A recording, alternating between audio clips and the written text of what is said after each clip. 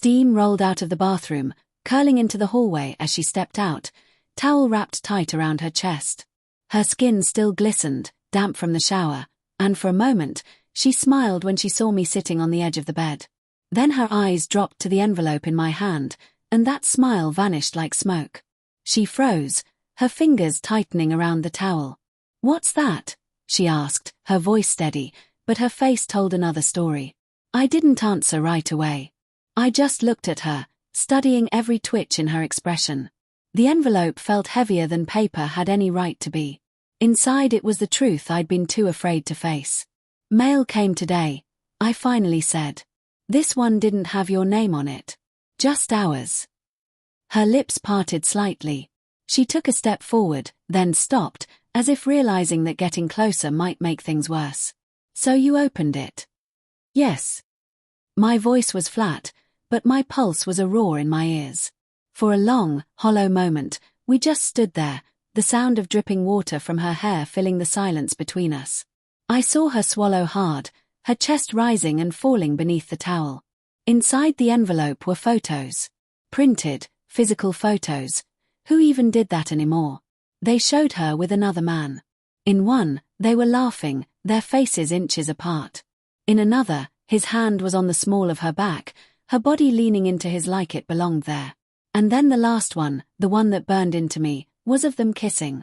"I found these in our mailbox," I said quietly, holding up the opened envelope. "No return address."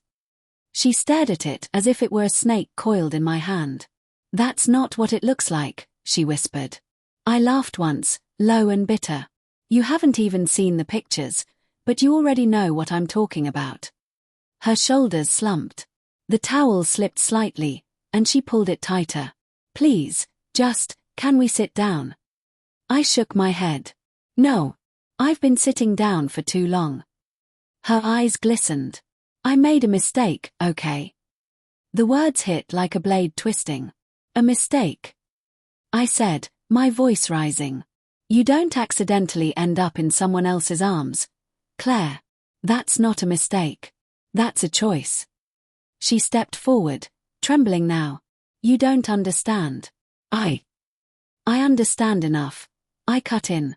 "I understand that while I was staying late at work to cover our bills, you were out making someone else laugh." She flinched. The guilt in her face was answer enough, but part of me still wanted to hear her say it. To make it real. "Who is he?" I asked. Her lips pressed into a line. Silence. "Claire," I said, my voice shaking. "Who is he?" "Finally," she whispered. "His name's Evan. He works at the firm." It started after the anniversary dinner. That dinner. I remembered it perfectly, how she'd seemed distracted, her phone lighting up again and again under the table. I'd thought maybe she was bored, or tired. I didn't realize she was already slipping away. "Why?" I asked, the single word tasting like ash. She hesitated. "Because you stopped seeing me." I blinked. "Stopped seeing you?" "You were always working," she said, her voice cracking. "Always tired." I felt invisible, like I didn't matter anymore. He listened. He cared. He made me feel wanted. I interrupted. "Because I've heard that one before." Tears streaked down her cheeks now, but I didn't move. I couldn't. Something inside me had gone completely numb. She tried to reach for my hand, but I pulled back. The distance between us felt endless. "Was it just once?" I asked. "Tell me the truth." Her silence answered before her words did. "How long?" She looked away. "A few months." The floor seemed to tilt beneath me. I sat down, not out of choice but because my legs wouldn't hold me. "Months." All those nights she said she was working late, all the time she turned her phone face down, it all made sense now. Every red flag I ignored had been a warning I didn't want to see. "I wanted to tell you," she said softly. "But every time I looked at you, I couldn't." I laughed again, bitter and broken. "You mean you didn't want to lose what I gave you, this house, this life, this safety? You wanted both. Him for excitement, me for stability." "That's not fair," she said, crying harder now. "I love you." I stood. No. You loved the version of me that made you feel safe. But the moment you got bored, you went looking for fireworks. That's not love, Claire. That's selfishness. She buried her face in her hands, sobbing. For a moment, I almost pitied her. Then I remembered the photo, the look on her face when she kissed him. Joy. Freedom. Things I hadn't seen in her eyes in years.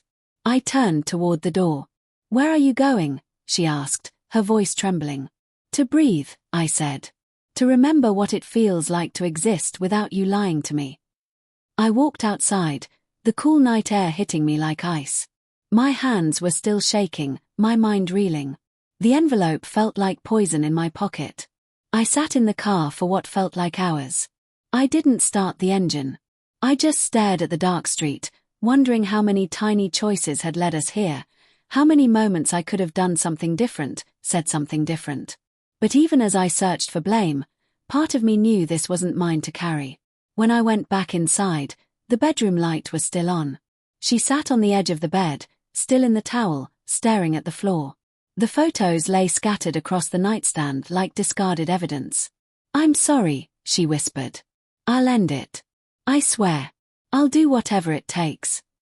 I studied her face, tired, broken, terrified. For a second, I thought maybe forgiveness could live somewhere inside me. But then I realized something. I didn't trust her. And love without trust is just slow death. Claire, I said quietly, you already ended it. The day you kissed him. Her tears came harder. Please, don't do this. I'm not doing anything, I said. You did. I walked to the closet, pulled out a duffel bag, and began packing a few things. She didn't stop me this time. She just sat there, crying into her hands as I zipped the bag shut. At the doorway, I looked back one last time. You wanted to be seen, I said. Well, I see you now. And I wish I didn't. Then I left. Outside, the night was quiet. The air smelled like rain. I got into the car, turned the key, and drove.